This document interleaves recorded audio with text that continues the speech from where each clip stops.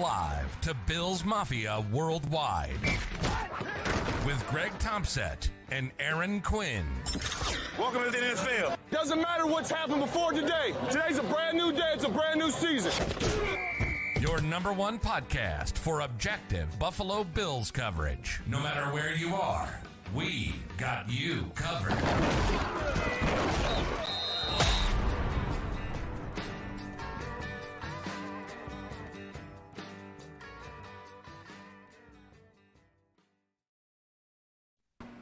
Good evening and welcome to the Cover One Buffalo podcast. You are joining your host Greg Tompsett and my available partner in crime, Aaron Quinn. Aaron, you're here. I'm pleasantly surprised. Yes, I did not drug my children. So for those of you that don't know, I tweeted out earlier that unfortunately my wife has to work super early tomorrow morning, so she's pretending to sleep, like trying to pretend like she's getting some sleep, and I was stuck doing bedtime alone for my kids. So this all came up earlier today. It was an emergency thing for work that she's got to do.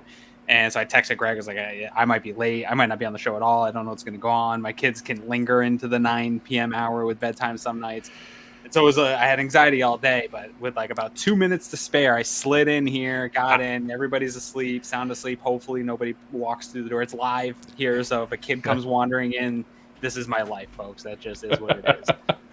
So obviously we have an awesome guest tonight we're going to get to in just a moment, but tonight's show is brought to you by bookseats.com, and this is their time of year. Aaron and Eric and I got to enjoy the fun part of it because they sent us out to Vegas to be able to cover the draft and took us out there in style, put us up at an awesome resort that was amazing. But now is the time where you need to be looking to bookseats.com because tomorrow night at this time, we are going to know the Buffalo Bills schedule for the 2022 season. We're going to know where all the road trips are, when all the primetime games are, when the bye week is, all the different fun things, when the home opener is, everything that's involved. Make sure as soon as that happens, go to bookseats.com. You can get your tickets, you can get your flight, you can get your hotel, you can package anything you want. You can pick and choose parts that you want. If you want to splurge on one end of it and get really nice seats, but maybe save a little bit of money on the flight, you can do that. If you need a little extra legroom or want to fly out there in style, you can do that. You can find 5-star, 4-star, 3-star hotels, whatever you want. Check out bookseats.com. They're going to take care of you. And tomorrow night, Aaron, we might be showing them how to do it. Yeah, I think we're going to probably hop on and talk about the schedule a little bit now. Right now, it's all sort of speculative, except for what we do know. So you could already be looking at book seats for some of these games. If you're coming into town, into Buffalo, that Titans Monday night game, you know when it's going to be. The tickets aren't going to be available yet, but you can start looking around. Those rooms are going to fill up fast. So, yeah, you're going to be on this as soon as that schedule drops tomorrow. If you're planning travel, I'll tell you right now, man, I've got seats for a vacation booked out a year from now, and we're running into people booking tons of travel. So if you're trying to get on a trip this year, you're going to want to get on book seats right away and book that trip. The Bills are a hot commodity. My dad wants to go to Lambeau this year, and he was like, oh, the Bills are playing the Packers and all this stuff. I was like, dude, you're not going to get tickets for like it's gonna go hot, so you're gonna want to get on this and book your travel and get it all taken care of because Bills Mafia is going to be out traveling this year, so make sure you're on it. I'm really excited for tomorrow to finally all the speculation be gone and finally see who and when, or not who, but when the Bills are playing and where we're going to be traveling this year. Yeah, I'm ready for it. But tonight's show is an annual tradition. We had him on the last couple of years here, and he's brought you guys all the insight on the players that have been added to the Buffalo Bills. Our man, Damond Talbot at Draft Diamonds. Damond, how we doing, sir? What's up, guys? I appreciate you guys having me on. Absolutely, man. It's been a lot of fun, and I saw your shirt that you're wearing here, and I saw the news online. For anyone who doesn't know, the mirror view messes me up. For anyone who doesn't know, obviously, David's been working for a long time. He's got his people there, bringing to light, originally probably mostly smaller school guys, people that needed a little bit more attention, but then it's grown bigger and bigger, and Draft Diamonds has turned into its own brand here.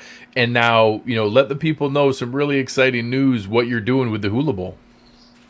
Yeah, so last year our staff were hired by the Hula Bowl to do the scouting, to do all the player personnel for the game. And this year was a huge success. It blew up. I mean, we had 8 players drafted, one of them to our Buffalo Bills. And then we had 103 players get an opportunity, whether it be a workout, signed by a professional league. We did have 2 guys get drafted in the USFL. We had a guy go to the CFL. we had 2 guys return to school, and then the rest are all getting NFL opportunities.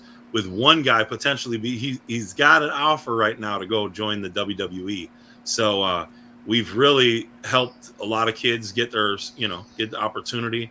I mean, I've worked phone lines like crazy, just trying to help these kids pound the table and get them an opportunity with teams and talking to GMs and everything. And it's pretty awesome, man. So we just signed a deal. We're back 2 more years, and awesome.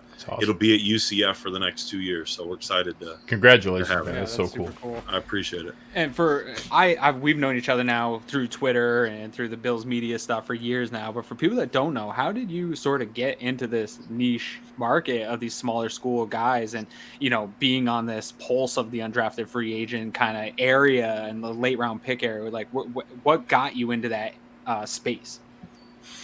Yeah, so I'm a federal law enforcement officer, as you guys probably read on my Twitter over years. But we had a guy that was incarcerated, and he started talking about why he was there. And he was there. He was a small school running back, ended up selling drugs first time ever in his life, got busted, and the whole point of him selling the drugs to make the money was to try to pay back an agent. I went to school. I wanted to be a sports agent, and obviously agents will give players money and all these things, but in the contracts, if the player doesn't know what he's doing, he might sign a contract and it ends up screwing a kid. So this kid signed a contract that he had to pay back $25,000, and he didn't have the money. So he started a drug deal, sold to an undercover, ended up catching 25-year bid off of the $25,000 that he owed. And after that, I realized that, man, like there's nobody really helping these kids. So it wasn't just really, I was giving them a platform to talk about small schoolers. I was trying to give them some guidance too, because I went to school to be a sports agent. So I have a master's degree in sports management. I just never really went forth with it because I'm not a great liar. So like an agent, you have to lie. It's like an attorney. So I'm just not that guy. I'm really straight to the point. I'm not going to pay some kid millions of dollars to come sign with me. I'm about loyalty. So if you don't want me, I wouldn't take you. But I just realized it wasn't for me. And then this started taking off. So, I mean, ever since, we've just been trying to give people a voice, and I think it's worked. So That's awesome. So, before we dive in, last year we had this show. You were really high in Nick McLeod, Quentin Morris, guys that we saw, stick on not only the practice squad, but get some moments here on the active roster as well, and look like going to be fighting for it this year. So you've definitely hit on some as we've gone through here. This year, like you said, not only do we have some that you're a big fan of in the UDFA class, but why don't we first talk about the draft class as a whole? What did you think about some of the names? Obviously, no surprises with guys like Kayer Elam and James Cook coming out of the SEC, but what did you think about the class as a whole? I liked it. I think I knew they were going corner and linebacker at some point. I didn't know when. To be able to add James Cook is insane that you're able to get him. I'm a huge punter fan. You know what I mean? So at the end of the day, Matt Arise is an animal. I mean, he may outkick his coverage. But I told like when I was talking to the scouts, I was a specialist myself. So I always have this idea, if you outkick your coverage, that's okay. That means you just need faster gunners, right? So you better find a faster gunner. And our gunners are pretty quick. Tywan Jones, Saran Neal are both fast guys. They can get down the field. So, I mean, yeah, it's going to be a little bit different. But overall, the draft, I really liked it. I think you added a lot of speed at the linebacker position. Versatility, players that can come in and fill the void. I think losing AJ Klein hurts a little bit. I know it sounds crazy, but he did come in, and when he came in, he made plays, and it seemed like every time he came in, he was making a play somewhere on the field, whether he punched the ball out, had a tackle for loss. Obviously, I really love Kayer. Kayer Elam's going to be – he is Trey White. Like, if you really want to compare the two, they're identical as players. I think they're pretty – great players. James Cook's going to make Josh Allen a lot better. And I don't even know how the hell you can do that, but he's going to do it. However that's possible. His ability to come out of the backfield and catch the ball is better than anyone in the draft. It's not even close. If you're looking for a guy that can catch the ball, and once again, I'm back on this horse. He's a running back from where? He's from the Miami area. 3 running backs now on the roster, all from the same area. They probably all work out together, or probably close to each other down there. So that's a good thing. Builds camaraderie when you can deal with somebody if you know certain areas or whatever. So Bills are really high on that.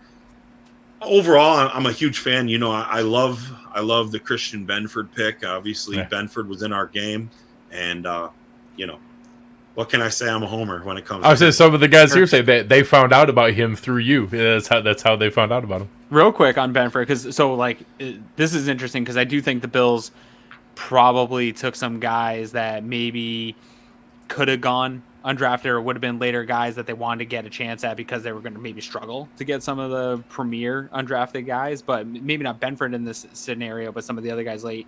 But with Benford, I've heard a lot about the idea of him going and playing safety. And we heard Brandon Bean talk about that. Do you think he'll transition well to safety?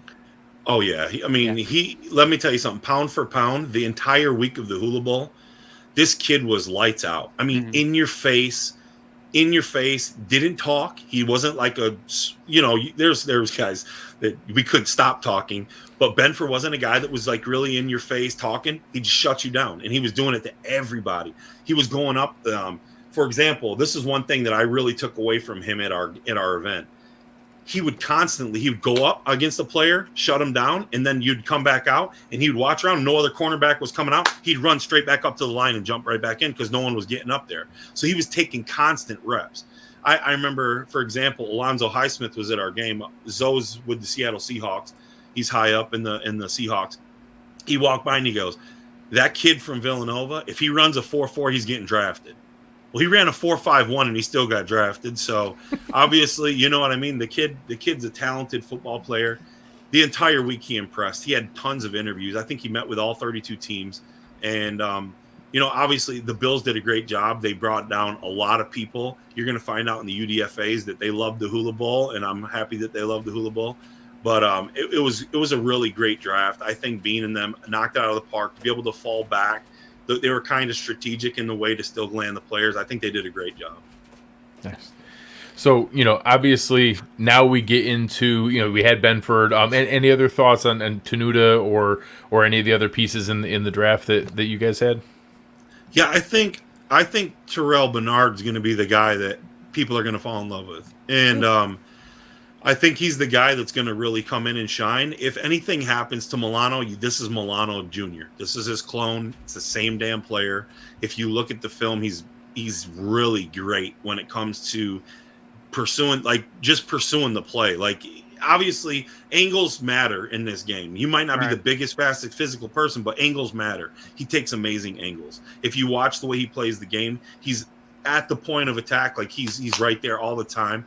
I think he's going to be the player that really shocks people. I like the Clemson kid. I think that goes along the lines of what Aaron said, kind of like taking a guy that we really like later in case something happens. I don't think they were sold on linebacker, but I think Bernard was the guy that definitely, if they could they take him, because he is Matt Milano. And just imagine this. If we do run a three linebacker set and we put Bernard on the opposite side, you have a Matt Milano and a Bernard and an Edmonds in the middle.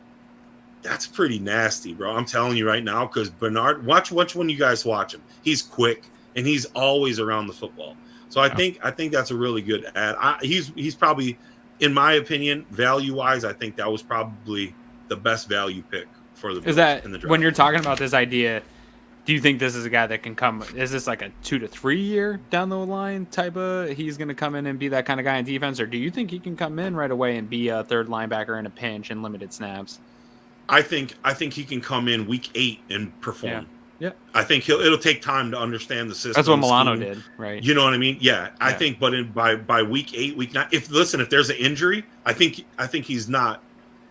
I'm not going to say he can beat out, what's the other kid's name? Dodson. We had Dodson. Yeah. Dodson and them.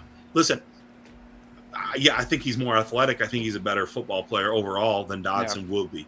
And that's just my opinion. Mm-hmm. Baylor football was amazing this year if you watched it. Their defense was feisty. They're always around the ball.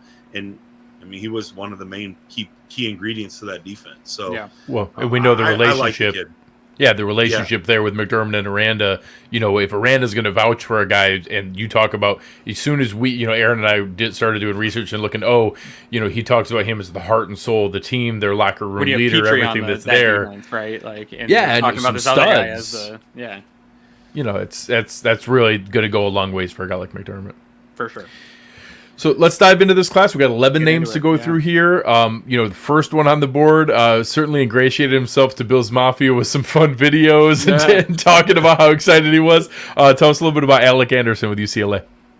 Yeah, so he was a starter. He played offensive tackle. Obviously, he's definitely going to be kicked inside, in my opinion. He's only 6'4". No, he's 6'5". I'm sorry, he's a 6'5" tackle. I think he's still going to get kicked in. He has smaller arms. 33-inch arms wasn't pretty. Yeah, no, but the thing is, I don't think you're gonna find too many pretty Raz guys as a UDFA. But if you do, analytically we've got one coming up later. I was gonna say there's but that's a fun story.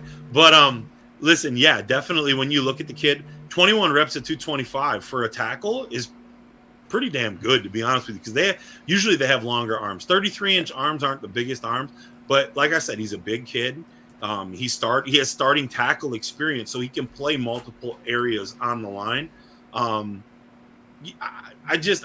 not really overly exploding happy about this, but as you know, they needed to find depth. You're going to need to find depth. Injuries happen, things happen. Do I think Alec Anderson can come in and be a guy that eventually ends up on a practice squad to come up on bring him up to the 53? Yeah, he's going to take years to develop, in my opinion. Comes from a very intelligent school, though. Obviously, UCLA, you have to have a high GPA to play there. So he's not like he's a dumb kid. He's a bright kid. And, I've talked to a lot of coaches. They're really high on the kid. They love his smarts. Not overly athletic, but just as a grinder, as a grader, as somebody that will grade a player down, beat him down, and he gets that mauling attribute. So they like that. So, people have talked heavily about that. Now, let's move over to another guy here, Raheem Blacksheer, running back, Virginia Tech. What do you know about him? What can you tell people? Yeah, so listen, I can tell you this, all right? And he was a recommendation to our game. He came to the Hula Bowl. He was a participant. Blacksheer, we got him. I was so excited. If this draft class wasn't as deep, Raheem Blacksheer would have been a draft pick. Yeah. It's great no scheme. Question. Yeah. Oh, yeah, absolutely. Quick. If you watch his film, he's a one-cut guy, and he goes. There's no dancing around. He's not doing that crap. He just hits the hole, and boom, he's gone. He'll make one little quick jerk, and he's gone. He did that all week at the Hula Bowl. Amazing hands out the backfield. I was going to say, is this like a James Cook light edition here? Like a developmental he's James a guy. Cook? Yeah, put him on the practice squad. Like you have Duke Johnson. Duke Johnson's old. No offense, but Duke Johnson comes in for 1 year. You get rid of him. Boom, you got Raheem Blacksheer. I can tell you this: the Bill scouts absolutely love him. If Pete Harris, their Northeast scout, loves you, Pete Harris is the best damn scout. And I'm sorry, there's other great scouts out there for the Bills, but Pete Harris is a legend in my mind. I've known the dude for many years. If he loves you, he's going to get you. And obviously, he loved Raheem. And he landed him. You're talking about a 4'5", 240 guy. He's quick, great hands, elusive. Like I said, he's the one cut back. Gets up the field extremely quickly. He's a great listener. The coaches all spoke highly of him at the Hula Bowl because his ability to pick up the offense really quick. As I said, I'm a huge homer when it comes to this. So he's one of my favorite UDFAs. So that's. Obviously, there's a lot. You're gonna of pump up your guys, man. There's nothing wrong with that. Yeah, when you get to be down there, be around him, and to spend the time researching and developing it. It's like Nagy with the Senior Bowl. Like he loves those guys, and he's happy for them when they find homes and find success. So there's nothing wrong with that at all. Yeah, I will tell you this though, man. Raheem, the minute he signed with Buffalo, he texts me, #Bills Mafia. Like how can you gotta love that? Like that's my guy, man. Like he knows already. He knows that I'm a Bills fan, so that was pretty awesome, man. But I'm a big fan of him, and I think the Bills Mafia will love him too. I think give him an opportunity in preseason, you might have to stash him on your practice squad if you try to cut him. I like it. So now one that has got a little bit of attention. People start to see some of the videos and things that are popping out there. Defensive tackle from Penn, not Penn State, but from Penn. So we're talking about a smart guy here. Prince Emili, what do we got here? Oh man, he's a small schooler too, so I got to boast about him. But So right near the end of the season, Prince has been getting big. Like he's been getting a lot of love, right? He was getting this little like boost of confidence. People started talking about him because he wasn't as big as he is now. Like he was only like 265, 275 is what they were claiming him to be. And then all of a sudden the season starts going on. This dude's at 300, 301. We're like, what? What happened to Prince? Prince, like, I don't know what happened, but Prince put it on and Prince was doing his thing. And if you watch his film, this dude's filthy. Like, he is a filthy dude. Like, he's Justin Zimmer, right? Yeah. He really is. He's aggressive. His motor never stops. He's got that one quick move where he'll beat you inside and pull you to the side. And when he hits you, he just wraps you and just throws you to the ground. I know they're Ivy League kids. I get that. I understand you're like, well, he's tackling a guy with a 7.6 GPA. I get it. 100% not, you're not wrong for saying that. But I will tell you this. I talked to 20 scouts from the Northeast that went there. All of them had a draft grade on Prince. He was a guy that I would have taken in a heartbeat to the Hula Bowl, and I slept on him because I kind of like put him to the side and didn't do it. And that's on me. I missed on this one, but that kid's a beast. Very similar to Javon Hargrave. If you watch Javon Hargrave, similar type body shape, not the biggest dude. He's only 6'1", maybe 6.5 feet. He's not the biggest dude, but 300 pounds, motor doesn't stop. Strong as hell. Ox strong. Hold on, let me tell you. I'll tell you this. I want to say he had 30-some reps maybe of 225. Yeah. I don't know exactly the reps. I'll have to pull it up, but it was up there. The dude was a beast. Yeah, his RAS was 8.15, and his size is terrible. So that shows you that everything else. Yeah, freaky athlete. Yeah, it was freaky athletic and explosive for him. And so this is a guy that I haven't gotten to actually watch film on. I only had highlights on YouTube, so I'm only seeing the good stuff, but the good stuff looks fun. And I immediately, like 4 minutes into one of these things, I'm thinking to myself, like, oh, here's the Bills' Justin Zimmer, like high motor, athletic, freaky, can chase somebody down, make a play that fans want, developmental type guy. Well, you look at this: 300 pounds, 5.07 40. Yeah. Pretty damn fast. I don't want to chase me. That's moving. Me either. I'm not trying to get hit. I don't care if he played at Penn. I'm good. And he wraps you up. Yeah. Like the dude's big, man. So, I mean, I like him. He's smart, quick feet, great instincts for a big And the kid. Bills just loaded that room up so there's no rush, right? Yeah. That's the beauty of it. Good veterans to learn from. Absolutely. Yep. So let's jump into this is Deion Sanders gets one on the board here with the undrafted free agents, right? Keith Corbin III. Jackson State. I can't say I watched any Jackson State even with Deion coming to town. I don't know that I've ever watched it, and so I didn't have a pulse on any of these prospects. What can you tell us about Deion's guy here? Yeah, so Keith Corbin, Hula Bowl guy, but he's another guy that participated in our game. A lot of people don't remember him from Houston. He played at Houston. He was Ed Oliver's teammate at Houston. Transferred to Jackson State, tore it up. There was nobody in the conference that could cover him. He's a 6-foot wide receiver. He's big, scored a lot of touchdowns. I think he had 900 yards receiving, 36-inch vert, which, pretty solid. Kind of on a slower end though. 4.6 140, not the fastest guy for a 6-foot wide out, but long arms. When you watch him on film, like he'll pluck a ball out of the air, just like, and his arms just keep going, like Stretch Armstrong type stuff. And 33-inch arms for a wide receiver is pretty damn impressive. So he's long. He's got the long arms. Deion gave Buffalo a lot of trouble because Buffalo didn't show up at the pro day. They didn't have to. They came to the Hula Bowl, Deion. Right. But they seen him there. He was here, and I really like the kid. Obviously, coming from a D1, that shows you that he can play at the D1 at a high level, because he was at a decent level at Houston. Like, he played at Houston, and to come to Jackson State, he transitioned quickly. Obviously, Deion's son was the quarterback, and he became the number one target there. And he ate every week. He was a 100-yard receiver damn near every game. Do you know why he transferred down to Jackson State? I don't have the background of everything. Yeah. Sure. We contacted Deion. We said, hey, look, we're trying to get a couple Jackson State guys in. We were shooting for the linebacker and the wideout. Yeah. Deion pounded the table real hard for a couple players, and Keith Corbin fell right to us, and we were happy to have him. He was a good kid down here. Had interviews with Jacksonville, Packers, a bunch of different teams that were down here. But Buffalo come through, and I'm sure Deion's not so mad that they didn't come to the pro day now.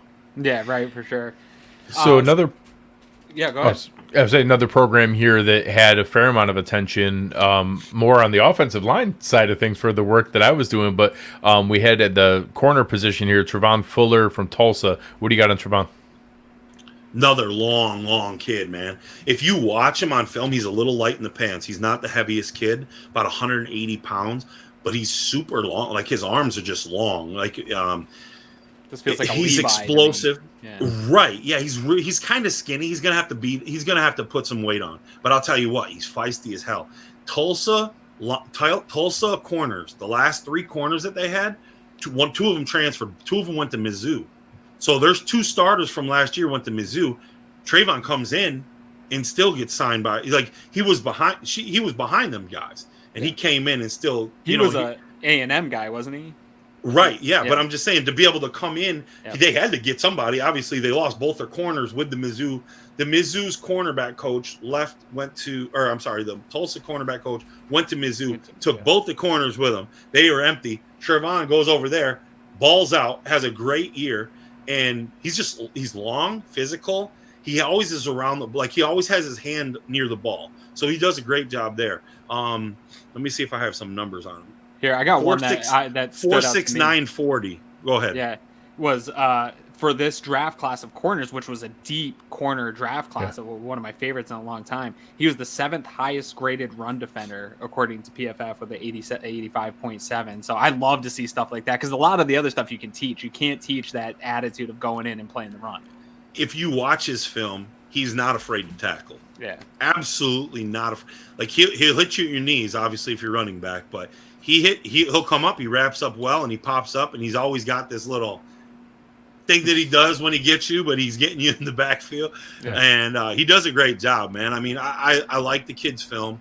10-inch hands. That's pretty impressive for a corner too. Like a 10 1/8 inch is a big hand for a corner. So that's just, obviously that's something to keep an eye on. I don't know. It's not really that impressive, but for scouting terms, a 10-inch hand for a corner is pretty impressive.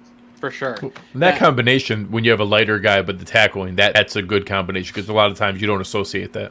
Right. Oh, yeah. Well, we seen Dion. Dion didn't tackle anybody. He was a lighter guy. So, obviously, Travon, he does come up. He will hit you. He's not afraid. And that comes with coaching, too. I think listen, let me tell you something. Tulsa's coaching staff over the last couple of years has been impressive. That's why they're getting poached left and right. They're putting dudes in the league.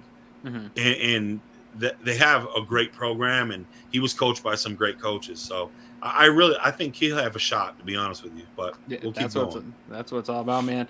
Let's transition over to, I think this is going to be a runaway fan favorite at camp, not only because you have a Syracuse guy, which Bills fans, there's a lot of Syracuse Bills fans out there, but then you look at this RAS score for this player. Where are we at here with Kingsley Jonathan? A 9.04 RAS. Like, this is getting that in undrafted free agency. It's hard not to get excited about the potential if you can just get this ball of clay in and develop it. And again, this is a position that the Bills are pretty stacked at, where this is a developmental guy. What have you seen from Kingsley Jonathan? Did you have his full actual real name? Or we were talking offline earlier. It's Chukwuemeka, I think it is. Okay. Yeah, that's his first Kingsley name. Jonathan then. Yeah, Kingsley sounds a lot better. It's not easy, but I can't remember how I remembered that. But he's a little shorter. He's 6'2.5". Sure. 6'2.5" guy, 260 pounds lean, but his first step is ridiculous. Extremely strong. Listen to this: 33 reps at 225 at a DN position. Yeah. That's insanity. That's insanity. Trust me. He's the old man's. I don't know how old he is, but he is. That is old man power. But extremely strong. Always around the ball. You watch. He has great ball. Like, he'll always try to swat at the ball when the quarterback's going.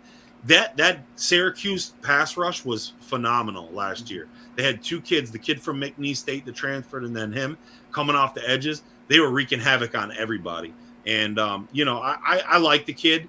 I think he's going to have a hard time making the roster, but I could see them keeping him around because of his ability to get to the QB. So. Nice. So looking at the next one, going through here, we get back one more wide receiver to be able to bring in. Those are always the fun ones that, that's where we run into all the Derrick Rogers and the David the Sills. YouTube highlights are better. Yeah, it's fun. It's easy to get excited about a wide receiver. So this one coming in from Appalachian State, Malik Williams. What do we got here? So Malik's a smaller wide receiver. He's a 5'8" guy, small. He ran a 4.57 40. He always gets behind his defenders. He catches the ball. He's not really breaking away, going to the crib. He's not taking these major plays, but he always finds a way to get open. I liked him. I liked this film. That was a stacked offensive unit at App State. They didn't disperse the ball the way that they probably could have. They had a great quarterback, Chase Bryce. Then they had Jalen Virgil, who was at the Hula Bowl, ran a 4.38 40, and then they had Corey Sutton on the other side. So they had some stacked wide receivers. Malik Williams was barely getting the ball, but he was still producing every week. So he's a guy that has the ability to really take off and do a great job for the Bills.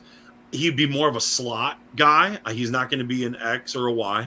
But as a Z, as a McKenzie type player, he could do that type of role. I don't know how in depth they're going to want to be with that role. I don't know how many guys they're going to keep. Obviously, it seems like they're trying to get bigger at the wideout position. But, I like him. He's a solid player. He makes plays, fun to watch. And like I said, he gets behind receivers. He may not get – or behind D-backs. He may not get to the end zone every play, but if you watch him, he finds that somehow he gets around him to where he's catching the ball over his shoulders. So that's a good thing. With Chase Bryce, if Chase Bryce can get you the ball on a deep ball, Josh Allen's definitely going to be able to get you a ball on a deep ball. So, I think you never know. I mean, he's got the talent to definitely do it, and we haven't been able to see the full display of what he's capable of because he had to share so many balls with other players. Yeah, only one ball to go around, right? Going to be an issue in Buffalo, too, for him. Yeah. The next one we got for you is offensive lineman Derek Kerstetter. Now, this one I want to ask you because I don't love to do this, where I take a player, I look at a player's RAS, and then I change the position, especially on the offensive line. If I see a tackle, if I just change it to guard, that RAS is always going to look better, right? And then I'll give you this guy would make a better guard. But it's pretty substantial here, right? You're looking at a guy that's 6'4", 305.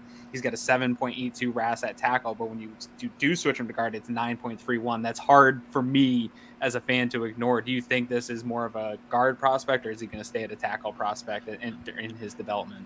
No, he's a guard. Yeah. 100% guard. I think all the guys that they signed as offensive linemen in the UDFAs were guards. Okay. When we look at Kerstetter, you got to remember this, man. He's coming off of, for an athletic score, for a guy who's coming off of one of the nastiest injuries that you could ever imagine. You got to watch the film, Kansas State. He comes off of one of the grossest looking leg injuries you'll ever see. I don't want to watch that. So to come from that, to recover from that, to be able to come to the pro day a year and a half later or whatever it was, the recovery of it, because I remember it was Wyatt Huber who got the sack on the play. Wyatt Huber's with the Bengals. That was last year's UDFA class. So it was at least a year and a half ago that it happened. And it was horrific. I mean, it was painful to watch. And he ran a 5.18 40 a year and a half removed from one of the nastiest leg injuries. At 6'4", 300 plus pounds, that's pretty amazing. In Texas, they didn't have one draft pick this year. The University of Texas. We're talking about a great football program. Yeah, one of the most historic programs in history. Yeah, I mean, I don't know when the last time they didn't have a draft pick. That's damn insane. But another guy, reps, 31 reps of 225. He's strong as a damn ox, bro. And at the end of the day, you gotta love that. If you're looking for a mean football player, they better be able to push a defensive tackle out the way. They're doing this. I mean, it's impressive. It's impressive. I just seen that thing there, 34-inch arms. Damn, man. Yeah, that makes it even crazier. Yeah, Al looking it up. Kingsley had 34-inch arms to do those reps. That's literally unfathomable. Like, I don't understand the physics of how you can do that. So the next one coming up here, wide receiver from BYU, Neil Pau'u. How, again, a guy that is fun to watch some highlights of. But what do you think we're getting here? Yeah, Zach Wilson's go-to back in the day. Neil's a great dude, man. I love him. He was actually committed to the Hula Bowl. He's a Polynesian kid. He's a playmaker. You know, they had 2 playmakers over there, Samson, Nakoa, and Neil. They were both big body kids, 6'3" wide receivers, physical. Neil's not he's a little bit less athletic than Samson. Obviously, Samson was a little bit more athletic. Ran a 4.7 140, 31 arms. Playmaker, always scoring. He was their go-to. You know, when they needed a play on third down, they were going to him. He has great route running ability. Out of all the wide receivers that we signed here, I think he has the best shot of making an impact. I think he'll have the best opportunity. But overall, I mean, I loved him. I had him in my game. He suffered an ankle injury, and he wasn't able to come. So because of that, you know, obviously that hurt his stock. He wasn't able to be able to come and do an all-star game and play right away. But to be able to come and break down, to be able to do his pro day and still turn out the numbers that he did and to get an opportunity, it's awesome. But when you meet him, nicest kid in the world, dude. I mean, like, he would be a guy that would sit here and chop it up with you guys for 30 minutes and just talk about life and everything else that he's went through. He's a really great human being. And it kind of sucks that I couldn't get him at the game, because I know he would have probably heard his name called if he would have made it. So we saved the 2 most popular on Bill's Twitter for last here of the last 2 names here. What's the next one, Aaron? Yeah, so this one, Greg and I think day 3, I posed the question. We were sitting around at the draft, and I said, man, undrafted free agents is going to be tough. They're going to have to get some of those guys here in day 3 if they want them, because if you're looking at this Bills roster and you're an agent, you in sports management, you deal with these guys. If you're looking at this Bills roster, not a lot of spots for undrafted free agents to cash in on. If you were one of those guys, this is why I posed them. If you're one of those guys, what position, if you're an agent, would you be saying, hey, there's a spot for the Bills? And we all kind of said, like, tight end, that Tommy Sweeney spot on the roster is in play for somebody. And just so happens, the first thing we heard as soon as the draft was over, Jalen Wydermyer, Texas A&M tight end, didn't get his name called for the draft, ends up with the Bills. Seems like a good fit because of that. Hey, if there's a need that an undrafted guy can latch onto this roster, that's the one. And I think the Bills probably got the best tight end that fell undrafted. What are your thoughts? Listen, I'll be the first one to tell you he's a first-round pick. I mean, really horrible pro day. Oh yeah, absolutely. Probably. Yeah, the film doesn't look anything like this RAS card. Yeah, Eric did a breakdown. It's crazy. You see, literally. I mean, so when people hear us joke, 80 yards, the RAS. Yeah, and like guys can't catch him, and then he literally had the historically worst tight end pro day or workout ever. Like, he was a RAS score of 1, like the lowest you could possibly get. Yeah, it's like me trying out a tight end. It's crazy. Well, I'll tell you, it's crazy because in the beginning of the year, I reached out to him. I was like, man, I'm trying to get you. I want, obviously I'm trying to get everybody. So I'm like, hey, I'm trying to get you. And I didn't realize that I was hitting him up from my brother's barbershop account. Because I have 2 accounts. I run 2 Instagram accounts. So I'm sitting here hitting him up, and he's like, bro, when am I getting a haircut? But, to make a long story short, like, I love this kid, man. I'm not even going to lie. He was my highest rated tight end. And I understand. Listen, his pro day was, golly, throw it away. If you can show me one thing on film where he has a 25-inch vertical, or dude, my dog probably got a 25-inch vertical, no lie. But if you can show me right now, like, one place on the film where you'll see a 5.0 140, I would like to see it, because myself, I've not seen it. He finds a soft spot in the zones every single time. Big as hell, catches the ball great.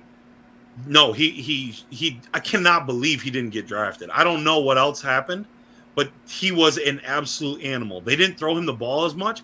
4 touchdowns, I think he had this year, 600 or 500 yards receiving. Yeah. Wasn't that impressive? Yeah. Right. But the QB also got hurt at the end of the year. So it's like, you're playing with, if that kid ends with a Josh Allen, yeah, I'll listen to this. I'm willing to, like, I don't have a lot of money, but I'm willing to put money that he makes the 53-man roster. Yeah. Buffalo knows what they're doing. They're not dumb. Like Jalen Wydermyer, thank you for sucking at your pro day because we just there's a reason he was the first guy. And he was signed. It was minutes after the draft was done when I saw the thing pop up. I was like, oh, all right. Trust me. They were on the phone. They were like, Jalen, would you like to be a Buffalo Bill and play with Josh Allen? Like this was in the fourth, probably in the fourth. Hey, Jalen, would you? Because I'll bet you they had that kid queued up and ready to go.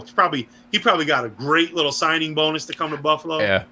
I don't know what it is, but I'll bet you it's great. Mm-hmm. I was actually wondering the same thing about, because that's a lot of times when you want to see the odds. I want to give credit for who brought this up, and she's on the Athletic podcast all the time with Robert Mays.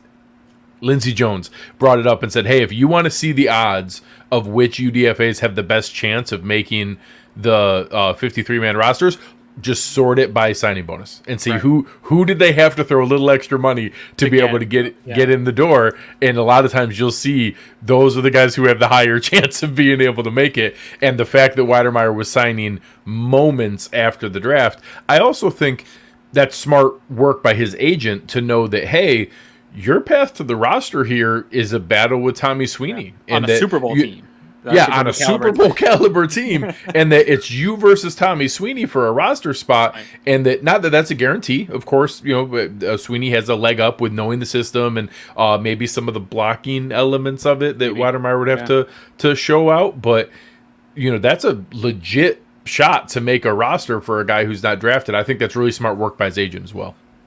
I think at the end of the day, you have to blame Jalen Wydermyer a little bit because he's not a 5'0", 140 guy, but he ran that. So was that maybe it got to his head?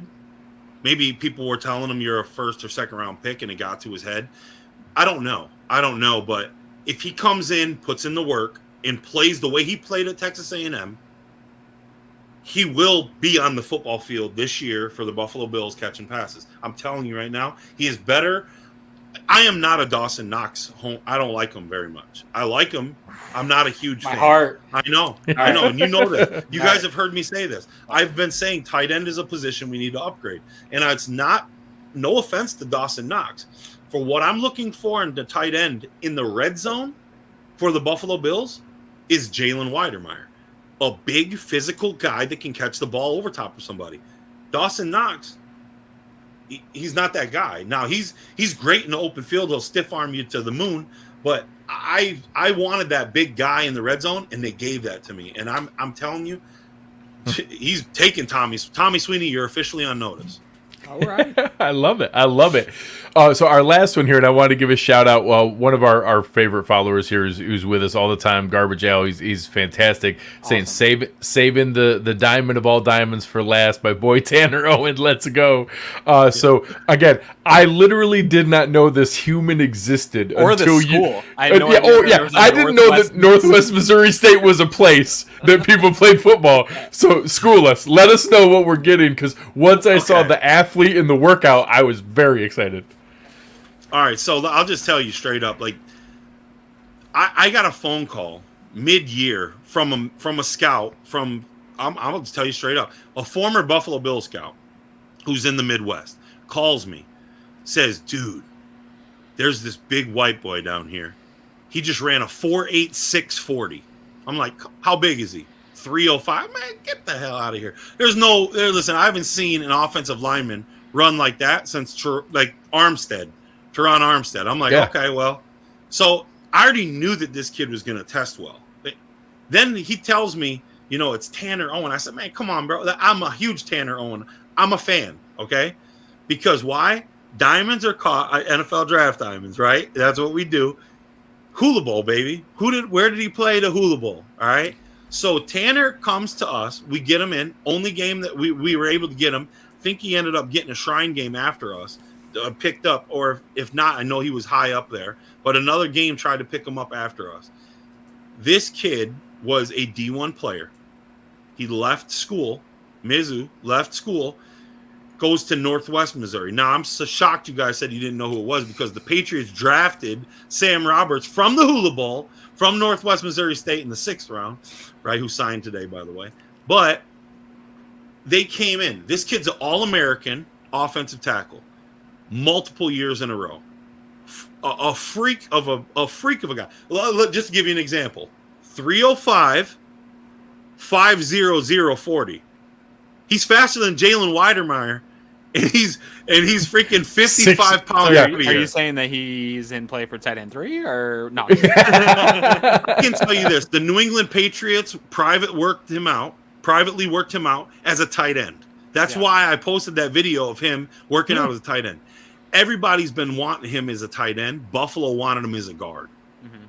And it's real simple. When you look at the Buffalo Bills roster at guard and you look at the holes that they had, if I'm his agent, I'm sending him to Buffalo all day long.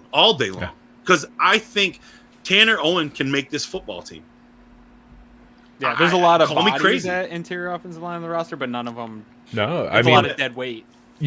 Short of Eichbacher has some decent film, but we don't know if he's going to be ready week 1. But I don't think he's going to be up. I think he's going to be physically unable to perform for the first part of the season. That Achilles are no joke. You get beyond there, Greg Mance played some games for some bad teams. Cody Ford has never been able to put it together. I think Questenberry's only a tackle. There's a spot for a guy to earn a shot here at guard. And when you show me the athletic traits that this kid's bringing and you kick him in at guard, man, that could be exciting. He plays pissed off. Like, I like guards that play mean. Like, if you don't play pissed off, like, I'm not excited about you. Especially in the interior line. Like, I need you mad all the time. Like, Richie Incognito is how I base my guards. Yeah. Like, I need that attitude. Like, I want you protecting my QB. I want you in the face of people. I want you to hate life. Like, that's my opinion on a guard. He's that guy. He's filthy. And I know he played at D2 but he didn't play no talent. Listen to me. Let me tell you something.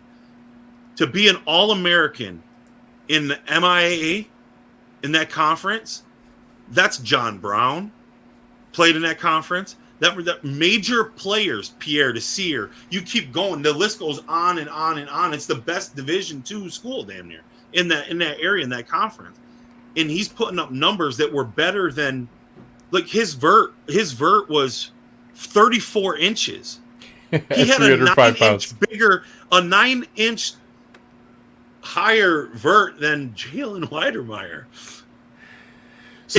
Especially anytime you talk about guys at a smaller school, and whether you talk about Christian Benford, whether you talk about Tanner Owen, all you can ask is, okay, if you play at a smaller school, I need to see you dominate. But if you do dominate, you got to give those guys a shot. You talk about, I'm drawing a blank. Who's the kid from Hobart that went with the Buccaneers? Ali Marpet. Ali Marpet. Like, those kind of things. Like, if you're going to go and play at a lower level, you have to dominate. But if you do, some people assume, oh, well, you dominated, but it's because it was a lower level of talent. That consistency in dominating matters when you show that, and those are the guys that you can find genuine diamonds. Spencer Brown. Yeah, Spencer Brown. He didn't even really dominate necessarily. He was still learning, but just that if you're playing at a smaller school, if you're not an athletic freak and dominating those guys, you're not going to make it at this level. Well, look at this, right? When you're looking at football, you guys watch a lot of football. When you turn on film, even at the NFL level, you see people that jump off the film, right? Somebody jumps off that film when you're watching it. Yeah. If you're watching all 11 players on the defense and that's all you're watching, the defense, you're going to find somebody that's doing something better than everybody else. When that's jumping off the film, that's what we're going to call it in scouting. Tanner Owen jumps off the film for years, not games, years straight, to where he's shut down every damn body. He can play almost every position on the line, and he's that athletic. That becomes a versatility person that you just can't let go. And he was the last player signed. Yeah, I was curious if that was when you have a guy with his gifts and how many workouts he had. I'm curious, you think that was a mix of his agent finding the right spot and some teams debating what position they were signing him at? He had 7 team offers. 7 teams offered. He had the Packers, the Patriots, the Bills, there was a couple, the Jets, There was a couple more. I talked to his agent, and I said, hey, he knows I'm a big Bills fan. And I said, hey, listen, I went through all those, and you got to send them to my mafia. That's another one here. Al saying that one of the Owen's closest athletic comps was Ali Marpet. There you go. And Ali Marpet, he was a third round. He was a D3 kid. Yeah. So yeah. I mean, it doesn't matter what position you play on in an offensive lineman. They transition pretty easy when it comes to the schemes aren't that much different. Especially with Aaron Cromer, right? Aaron Cromer's going to exactly coached up. Exactly. So you're getting a guy that he understands it, and he can come in and he'll be all right. I think at the end of the day, like Chewy said here, right? You're playing with house money at the end of the day. You're gambling. You're basically whatever. If this kid does come in and end up becoming a superstar, every year teams make it as a UDFA. Players make it as a UDFA. If you hit on a Jalen Wydermyer, and that's the only one you hit on, that's still a home run. Oh, yeah. At the end of the day, you didn't hurt him. That's a home run if he makes your 53-man roster. For sure. Let's talk about that, though. I want to ask you. So we got 11 guys coming into this Buffalo Bills team. Everybody's talking about this is one of the deepest Bills rosters in my adult life. I think you could probably say the same for all three of us here. It's going to be tough nut to crack. This is the kind of downside of this business, and the business you're in is this is hard for these guys to make teams in the NFL. This year in the Bills is going to be even harder. Out of these 11 guys, we've talked about it a little bit. Who can you see getting a legit 53-man roster spot? And who do you see sticking around and being legitimate guys that are going to stay on this practice squad, won't get swept up by other teams here when they get in that cut-down phase?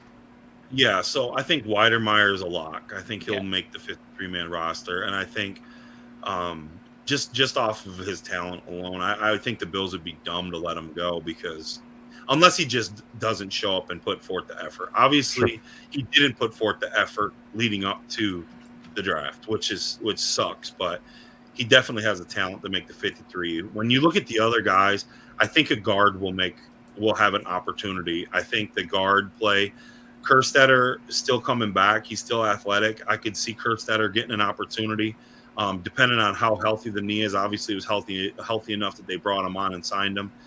I like Kerstetter better than I like Alec Anderson, but I think I go with Tanner Owen just because of the versatility where he can play multiple positions. He's played right and left side of the line. He's played tackle. He's played interior, and if the potential to put him in as a blocking tight end because he's athletic enough, I think you'd be crazy not to keep him around. If he doesn't make it, I think he'll be a high opportunist to be on the opportunity person to be on the practice squad. Another player that I think has a really good shot. I don't think he'll make the 53, but I think he'll be a guy that they'll want to keep is Blacksheer. But the one guy my sleeper that I think has the greatest shot of making the 53 is Prince Emili. Oh man. All right. That's my favorite of these. Because I know that there's depth there. Yeah. But there's a lot of money there too, and they put a lot of money. I don't know how much money they put in the D tackle position, but obviously picking up the 5th year of Ed Oliver is going to be a hefty little chunk. And they signed a couple big guys, with Phillips and all them. But they're going to need Daquan Jones, Tim Settle. Yeah. So you have some big name guys that are rotators. They may only keep 4. So I mean, it just depends on if you have 4 high quality guys like that, you just rotate them in and call it a day. But if they do end up going 5 or however many they're going to keep, I don't know. What do they usually keep, 5 or 6? They've been doing 4 at D tackle and 5 at end and 9 total. Because you got Shaq Lawson and Boogie Basham can kind of they can both kind of kick in. Yeah, it'd be tough. Well, so I think defensive tackle. Yeah, D tackle is one of the slowest developing positions. It takes. I mean, that's grown man football right there in the NFL. You're talking about some big time stuff, and even guys. Justin Zimmer was a freak of an athlete. It took him a while to work his way into there. I would, Prince Emili is a guy I would love to see them be able to stash for a little bit, let him develop, and then some of the signings they did here. Jordan Phillips is a 1-year deal. That's an easy one to let him be the natural transition there. And you worry about some of these guys if they show out that they get claimed by a Houston or a Jacksonville or a Detroit or the Jets who have more roster spots to burn on a guy like that. So that's where you get into the tough spots. If you really did hit on some of these, now you're going to be asking, do we keep the young guy with the long-term potential with the great contract, or does that mean we have to cut a guy that we gave a little bit of money and we have to eat some of that? That's, that it's a great problem to have that Brandon Beane has added so much They dealt with it here. last year and nobody, they moved on from players. Yeah. You know what I mean? Yeah. You have to. In my opinion, I think I keep my four. I run with 4 D tackles. I keep my veterans and put Prince on a practice squad because he does have the versatility. You know what I mean? He is a little smaller, but I think they only brought in a guy. They had to bring in somebody to run reps. So I mean, obviously, I like him. I really do. I think his ceiling's pretty high. Yeah, before we get you out of here and let you tell everyone what else you got going on, I got asked you, we brushed over it earlier. You were pounding the table for Nick McLeod last summer, and I slept on it a little bit. I did. I was more on some of the other guys. I didn't think he would be able to crack in and hang out on this roster for the year. He did. What should we expect out of our undrafted class from a year ago, especially Nick McLeod? Like, what should we expect here in year 2? They added to this cornerback room. That makes it harder. We talked about that right after the draft, that the losers of that were the depth pieces at corner. Your Nick McLeod's, your Cam Lewis's, and that bottom of the roster. What do you expect out of him? Is he going to come out and ball out this summer, or is he going to be fighting for that last spot? He's a ball guy, so wherever the ball is, Nick McLeod is, and I think that definitely benefits any player. If you're around the ball and you're trying to get to the ball, obviously especially camp, right? Yeah, especially in camp, because that's what you. To be honest with you, it's like the All-Star game. Through the practices is what's going to make you your money. If you ball out in practices, you get drafted, and that's the way it is. They don't come to the game. Nobody comes to the game. So it's really what you're doing every single day in practice. Nick McLeod's the type of guy who's going to give you 150 every day. And that's what you can see on film. Like, it translates really simple when you're watching it. I think, listen, you know what? You need veteran. They need a veteran in there at corner. They don't really have it. I don't know if I think maybe they'll try to add a veteran still to this. I keep saying it'll be Joe Hayden, but I keep being wrong so far. I don't know, but I think they're going to definitely add a veteran, in my opinion. So one of those guys, Cam Lewis, Nick, they're probably going to be on the outskirts, but you have to add a vet at this point. You're not going to have Trey White probably for first couple games. Maybe maybe it's a miracle and he does well. I don't know, but I'm assuming that we'll be without him for a couple games. You got to have somebody with playing experience. Maybe it is the Joe Hayden. Maybe it's a Richard Sherman that comes in. Maybe it's somebody else that that comes and takes a cheap deal to play with the Buffalo Bills, and maybe it's James Bradbury, but he's young. He's going to try to get that money, I would assume. So I don't see that, but I mean, I've been wrong before. So every day for me. Yeah. I mean, it's good. I think Brandon Beane's built a very good team. They're very well coached, and God, I just wish we would have squib kicked. No, come on, man. We're gonna get you out of here. Hurt my heart. Now we got to get you out of here now. Yeah. No, so Damon, obviously this is one of my favorite shows every year. It's always fun, especially guys that you've put in so much time and effort on. Let the people know where to find you, where to find more about Draft Diamonds, and what you guys have coming up. Yeah, so NFL Draft Diamonds is the website, NFLDraftDiamonds.com. We're on Twitter at Draft Diamonds. We are on Facebook. No one who likes us on Facebook, but we're at NFL Draft Diamonds, and Instagram's NFL Draft Diamonds. We're excited. I mean, I'm excited for what this year has. Like I said, we signed a 2-year deal to go back with the Hula Bowl. Already working on that. I'm working on sponsorships and everything else. Working on my roster for my guys next year. But overall, man, I appreciate you guys. You guys are killing it. You guys are doing a great job. Check out bookseats.com. Go check them out. Get your seat. I'm proud of you guys, man. You guys keep rising up, man. And anything I can do for you guys, you just let me know, man. I appreciate you guys. Appreciate it very much, man. We'll talk soon. Yes, all right, sir. Thanks. Take care, y'all. Go Bills. Appreciate it. So obviously, also, I love having Damon on every year and following everything. Honestly, it's how I learn about half the guys that we end up added for this honestly, part of year. I'll tell you, whenever I'm looking up undrafted guys, I'll go to Twitter and search it, and the Draft Diamonds account is where all the information that I get comes up about these guys to start pushing forward my research. And this is good because, dude, that trip to Vegas messed up my draft. Like, the Bills took some guys that I didn't even do any work on, so then when I came back, like, we were so busy at the draft and making contact, I didn't get to look at these guys. So then I spent a week doing that, and then I really started digging into these undrafted guys here over this past week. And like I said, when I got on, I only got probably 4 or 5 guys deep because you're 11 guys here and the guys I wasn't even on my radar at all. And so digging into these guys, it's nice to have Damon on here to give us a little bit more context, hands-on, and know with a lot of these guys. Having him at the Hula Bowl is a good thing. He kept saying he's a homer, but how can you not be when you have part to play in where these guys end up? So great information. I've learned a lot about these guys, and now I'm going to continue this week to dig through these undrafted free agents. So I got 2 more changes. I told everybody I was just going to pretend that Khalil Shakir was the 3rd round pick, and that the being able to treat it as though it's shifting the other direction, and that Terrell Bernard was the 5th round pick. Well, I'm going to do the same thing. I'm going to pretend that Jalen Wydermyer was the 6th round pick instead of Luke Tenuta, and that Tanner Owen was the 7th round pick instead of Balen Spector, and I'm just going to treat them like they're draft picks that are going to make the team instead of guys who I don't really think are going to make the team. The lengths you can jump hoops in your brain to make everything seem okay fascinates me. It is. It's a gift. It's a gift. I just put these little things over here and compartmentalize this, and then everything's great. Yeah, it was fantastic. So obviously we're really excited. You guys are going to see maybe a quick snippet from Aaron and I tomorrow night when we get the official. We'll get our official Cover One Quickie with the schedule release coming out and be able to see the exact lineup there. And we're going to show you guys how to use bookseats.com and how to be able to go out there and check it out. Rams. That's right. Might be the opener. Might be a lot of fun. So Aaron, tell the people where they can find you and anything else good you have going on. Yeah, you can find me at Aaron Quinn 716, and even on nights when I have to put both my kids together, you'll find me here on Cover One Buffalo on time, ready to go. You away. You can't keep me away, guys. I don't even care about my kids as much as I care about this show. So you'll find me here. You can find me in the Slack channel. Find me all over the place. Any of the social medias, search Aaron Quinn 716. And I look forward to this. Is going to be a tough stretch, guys, here coming up after we get the schedule release, which we're super excited for. Then it dives into a tough stretch. So we appreciate every single person that sticks through it with us and all the content that we're going to be bringing you. Make sure you're still tuning in because it's actually more work.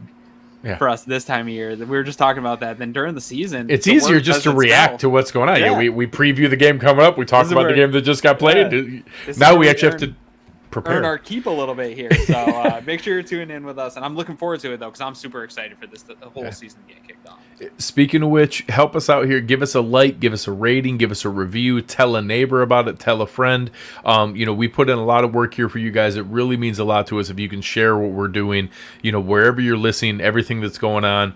Really, really appreciate it. But it's been a lot of hard work and a lot of things that we enjoy, but if you tell more people about it, that helps us continue everything that we have going on and everything that we're helping out with you guys. So this has been a fun show. We appreciate Damon jumping on with us. We appreciate bookseats.com.